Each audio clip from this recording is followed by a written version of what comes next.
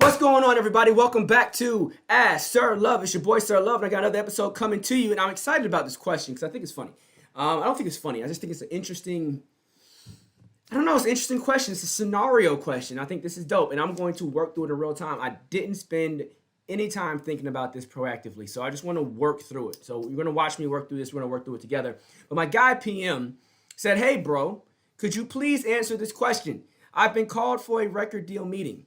I don't have hit records as such, but they are showing interest in me. However, I don't want to sign for a lesser amount than 1 million. Either way, I gotta pay it back to them, right?"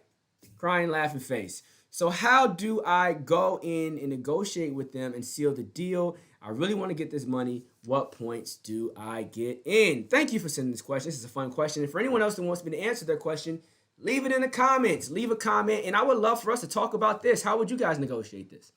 Let's talk about my thoughts on it. So a couple things here. And I want to break it down. I've been called for a record deal meeting. All right. Now, if you've been called for a record deal, right, called to a meeting, then the first thing I'd be looking at is how the call went down. Who called you, right? How high up was the person that called you? Let you know kind of what you're dealing with, what your negotiating power is, who's interested in you. Are there other people calling you, or are you only being pursued by one company? And when they call you to set the meeting up, are they willing to fly you out to them?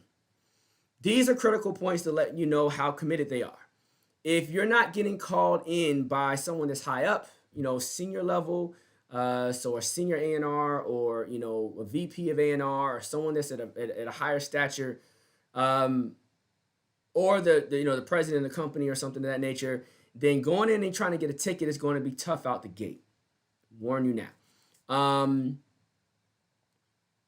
Second, if you're not getting calls for a bunch of other labels, it's going to be hard to kind of pit labels against each other and say, I'm getting this from this person, I'm getting this from this person, to kind of push the numbers up. If you get into what is called a bidding war, where record labels are bidding against you, and you're kind of putting one label against the other, and they're all trying to get the highest bid in and offer you the best deal. Some will throw the most money at you. Some will say, I can't throw that type of money at you, but I can get you this type of deal, right? All these different things that you have to think about. And a lot of times, we're going to get to the money, because a lot of times it's not about the money, it's about the deal, right? But just going into it, we're talking about a very high stakes deal. And the question here is, how much interest is in the marketplace for what you're doing, right? I don't have hit records as such, but they're showing interest in me. So if you don't have hit records, but they're showing interest, that's going to mean a couple things. It means A, you were doing a shot, you were being shopped. You went to all the labels. You went to each label, and someone was able to get you a meeting, and now they're calling you back.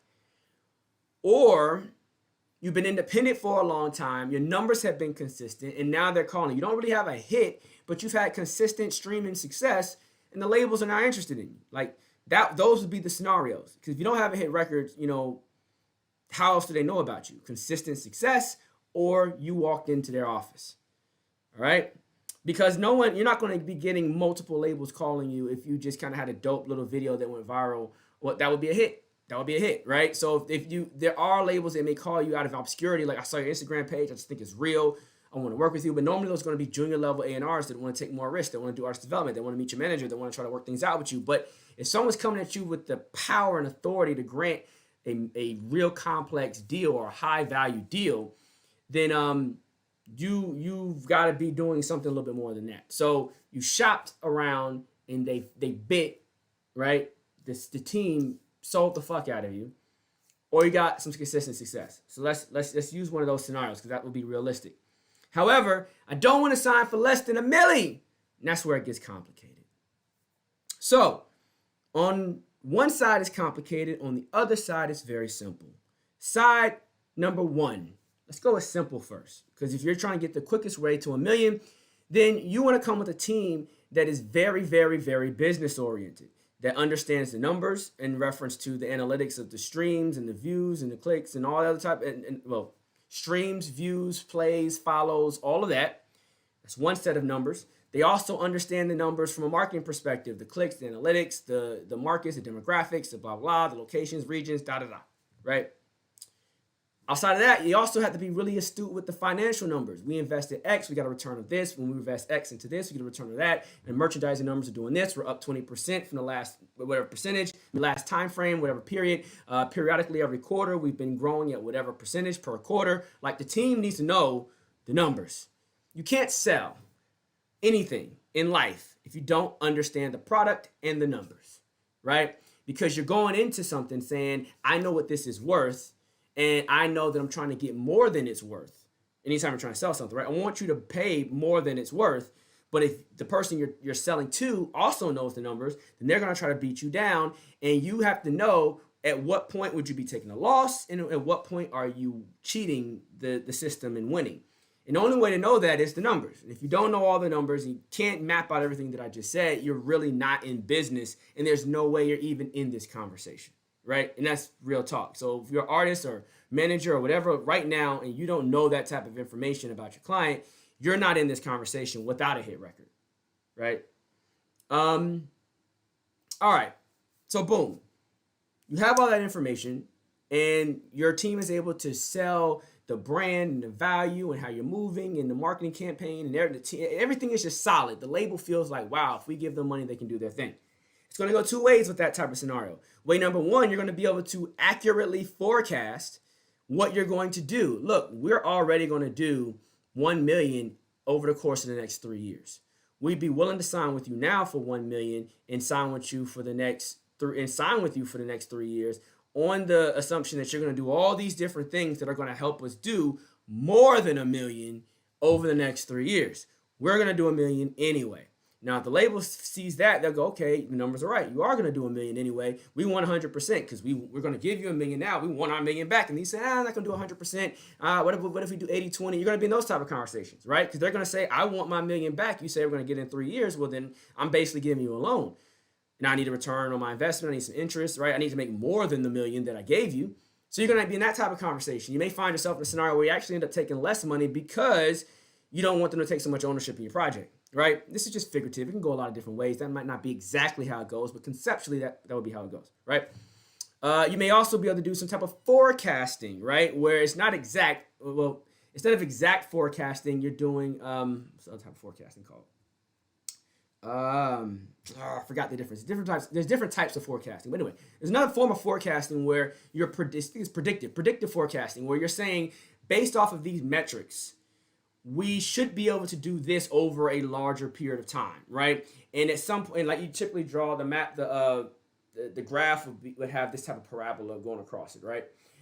Where you can show when you're going to get to the point of, the returns decreasing. And you can kind of predict what the numbers will look like over time. When will you get to a steady state of performance? Things of that nature, right? Predictive forecasting would happen based off of you knowing your previous returns. Hey, in the past, we invested X amount and we got a 20% return, whatever percent return. So you label, if you give us this and we're able to match the type of returns that we historically have produced, then we should have this output, right? We only had $10,000. Out of our $10,000, we made 50, right? That's a 5x return. So we believe that if you give us 100,000, we can make 500,000. Right? That's a 5x return. We're going to do the exact same thing that we did with the 10,000. We're just going to do it across more markets. And the markets are all the same, have the exact same following, the exact same, all those other numbers, right? The exact same types of people are in these other markets, these 5 other markets that we have identified, where we feel that we'll get the exact same type of success. We can do it with or without you. If we do it without you, it's going to take us a year to recoup the 50,000 so that we can reinvest. But if we do it with you, we can do it all now, make more money quicker, and then we can cut you off for being a part of the deal, right? This is very number driven, you have to know your shit to have these types of conversations, right? And then you can go in and you can definitely get $1 million, right? Because in that type of scenario, you already know if I get $1 million, I can probably make 10 out of it. And if I can make 10 out of it, then they can get 1.5 or they can get 2. I'll walk away with 8 after $1 million loan. That's dope. Right? Or 7 or 6 or whatever you think is right. Because otherwise you would have been waiting 3 years to hit your million. But with this deal, you can get to 8 million or 6 million or whatever in a 1 year period. It may make sense. If your team has the numbers mapped out like that, you understand your market, you understand your audience, all these things, you can do that. Now, how many artists can do that? Very few. Honestly, because in order to have that type of data, you have had to have been independent and succeeding and performing well for an extended period of time. You probably have 5 years of winning, right? 5, 6, 7 years of winning before you can even do some shit like that, right? All right. That's one way to get the $1 million deal. That's the simple way, right?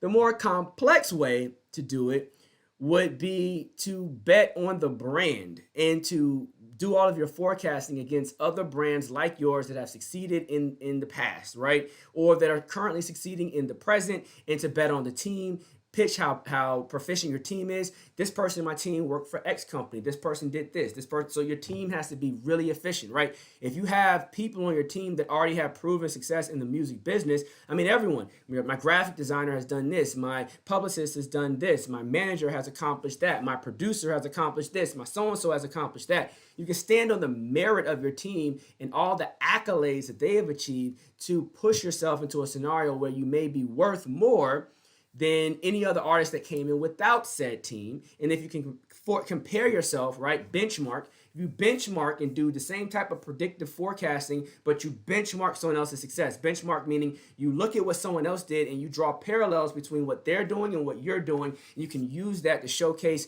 your value long term.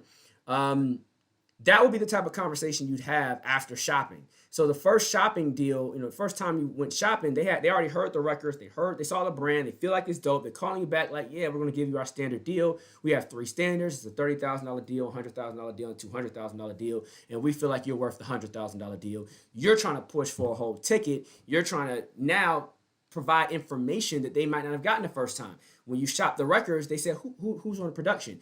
Oh, this platinum producer. Oh, okay. Who's on this record? Same platinum producer. But the next time you come in, you may say, I'm also working with 3 other platinum producers. My management team, last time you met this manager, but my lawyer is also this person. You already know my management team, but you don't know them. I'm already signed to a booking agreement with this booking agent. I'm already, right? You start to showcase more information that they may not have gotten the first time that makes you, more appealing, right? This is how you would go about having that conversation. So you're not just getting a ticket just because you think you're dope, your shit's fly, and you're the guy. It is a business conversation. If the label can see guaranteed success, of course they'll do the deal every day, every time. That's how Nipsey Hussle went in there and got whatever the fuck he wanted, right? He had a proven track record of success, right? Someone like Mac Miller, rest in peace, could go in and get whatever he wanted when it was his time, right? If Russ decides to sign a record deal, he can get whatever the fuck he wants. If Tech Nine decides to do a deal, he can get whatever the fuck he wants. There's a whole bunch of people. There's a couple of R&B singers out that are dope right now that are independent, and some of them can probably get what they want, right? And so it just depends on all the things that I mentioned. I don't want to repeat it all over again, but there will be a simple way of doing it. Meaning you have a lot of data, you have a track record, and there'll be a complex way of doing it.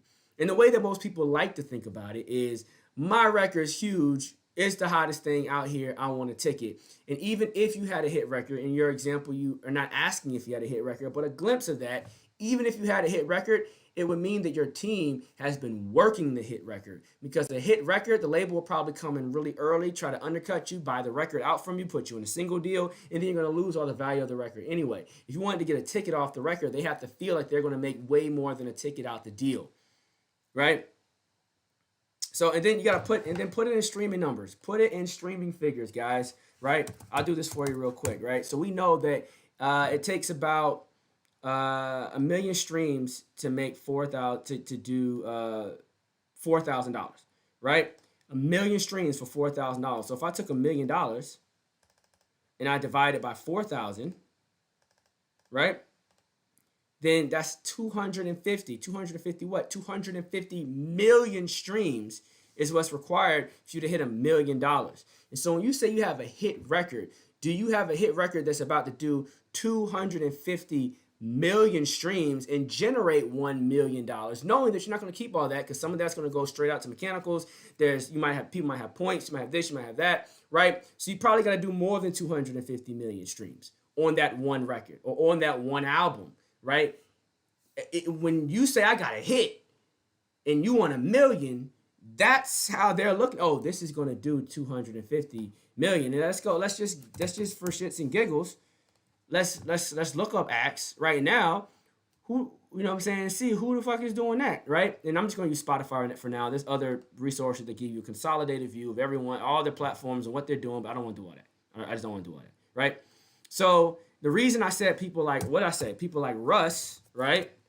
Why can people like Russ do it, right? Let's go to Russ. Why can people like Russ do it? Because if we go to Russ, look how many fucking streams he has. This record, Psycho, made him $1 million. What did I just say? 250 million streams? $1 million, $1 million, $1 million, $1 million, like $1 million. These are the first 5 records. Each one of them made $1 million, right? This one, almost there, right? And then this is the top 10. And then you start adding them all up together. How much is this catalog doing? Mind you, this is just on Spotify. He's also on Tidal. He's also on Deezer. He's also on Apple Music and Google Play and all that type of shit, right? So yes, he can walk in and ask for that, but he's making so much more than that. Doesn't make any goddamn sense to ask for that, right? So, you know, how many streams are you doing, right?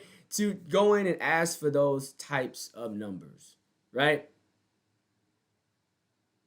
I hope that was helpful.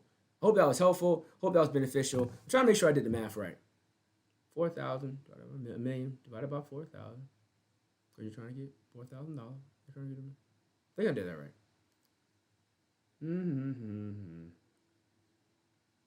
Pretty much sure I did that right, off the top of my head. But if I didn't, someone let me know. Correct me. I might have put a O in the wrong place or something like that. But regardless of which, you get the concept, right? If your record cannot make the money back, if your record cannot make the money back that you're asking for, the label's going to be ahead of that, and they're not trying to do the deal.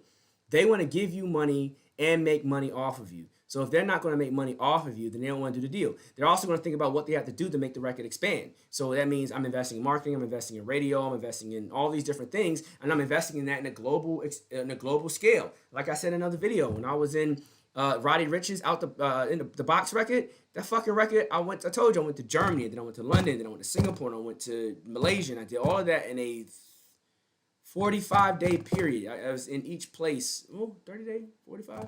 30-day period, 45, something like that day period. I went from one place to the next before I came home. And that fucking record was going off in all those different places. And this was January 2020, right before fucking COVID. So I went out there and saw COVID before it came. It was like, came back and told my wife, oh shit, I just got back from Asia and the shit over here is about to fuck us up. Which is a whole nother conversation. My wife was like, what do you mean? And I'm like, yo, it's coming. I came back in February. By March, they had shut the United States down. So, you guys get the point, man. I hope that was helpful. PM, thank you for asking a great question. I really feel like that brought something out. I hope that was a good discussion. I think we should call this How to Negotiate a $1 million Record Deal. Ooh, I like that title. That's what we're going to call this. Thank you, PM. Appreciate you, man. You guys enjoy the rest of your day. If you want me to answer your question, leave a comment below. Leave a question in the comments. I will answer your question. Go check me out on www.phasevi.com. I got all sorts of documents and info packs and information that can help you win and succeed in the music business so that you can negotiate a $1 million deal. Because a lot of stuff that I'm talking about, you don't even know how to do, and I've written down how to do and made it available to you. So please go get that type of information. And then also, if you yourself feel like you have certain assets, let's talk about your status. What do you think you can negotiate for today? Looking at your numbers and your analytics, what can you negotiate for? Let's talk about it. I don't know everything, but I know a lot about a little bit about a lot. Always trying to give you guys everything that I got right here on Phase 6. The name is Sir Love. I appreciate you. I'm out.